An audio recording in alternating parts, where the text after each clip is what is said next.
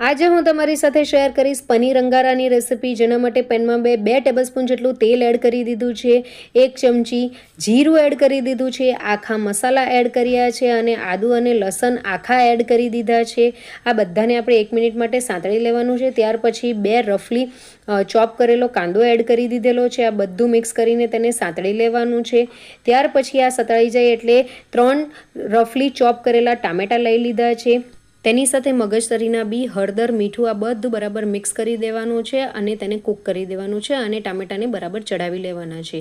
ત્યાર પછી આ બધાને આપણે ઠંડુ થવા દેવાનું છે અને ત્યાર પછી મિક્સર જારની અંદર લઈ લેવાનું છે અને તેની અંદર થોડુંક પાણી એડ કરીને તેની સ્મૂથ પેસ્ટ બનાવીને રેડી કરી દેવાની છે. આ ગ્રેવી આપણી અહીંયા તૈયાર છે, તેને સાઈડ પર મૂકીએ. ત્યાર પછી પેનની અંદર 3 ચમચી જેટલું તેલ એડ કરવાનું, 1 ચમચી જીરું એડ કરીને કાંદો અને સિમલાને આ રીતે સ્લાઇસમાં કટ કરીને તેને એડ કરી દેવાનો છે. કાંદો અને સિમલુને વધારે ચડાવવાનું નથી, તેને ફક્ત તેની કચાશ જ દૂર કરવાની છે. ત્યાર પછી આપણે જે ગ્રેવી બનાવી હતી એ ગ્રેવી આની અંદર એડ કરી દેવાની છે અને થોડુંક પાણી મિક્સ કરીને તેને મિક્સ કરી દેવાનું છે.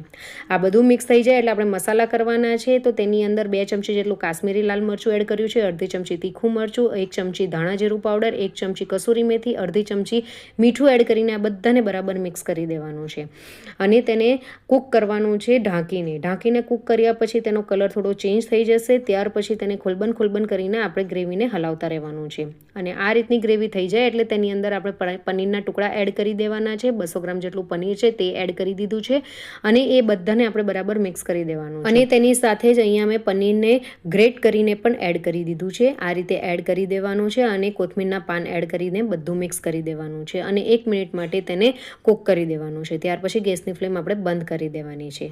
હવે રેસ્ટોરન્ટ જેવો ફ્લેવર આપવા માટે ગેસની ઉપર કોલસો મૂકી દેવાનો છે અને કોલસામાંથી ધુમાડો નીકળે ત્યાર સુધી તેને ગરમ કરવાનો છે. ત્યાર પછી આપણે કોલસાને એક વાટકીમાં લઈ લેવાનો છે અને એ કોલસાને આપણે જે શાક બનાવ્યું હતું તેની અંદર મૂકી દેવાનો છે અને તેની ઉપર 3 ચમચી જેટલું ઘી એડ કરી દેવાનું છે. તમે ઘીની જગ્યાએ તેલ પણ એડ કરી શકો છો અને 10 મિનિટ માટે મેં તેને ઢાંકીને આ રીતે જ રવા દેવાનું છે, જેથી બધી ફ્લેવર એની અંદર આવી જશે. તો ફ્રેન્ડ્સ, રેસ્ટોરન્ટ સ્ટાઇલ પનીર અંગારાની રેસિપી ખૂબ જ ટેસ્ટી બની છે. આવી નવી રેસિપી જોવા માટે ચેનલને સબસ્ક્રાઇબ કરજો અને લાઇક અને શેર કરવાનું ભૂલશો નહીં. Thank you for watching. By.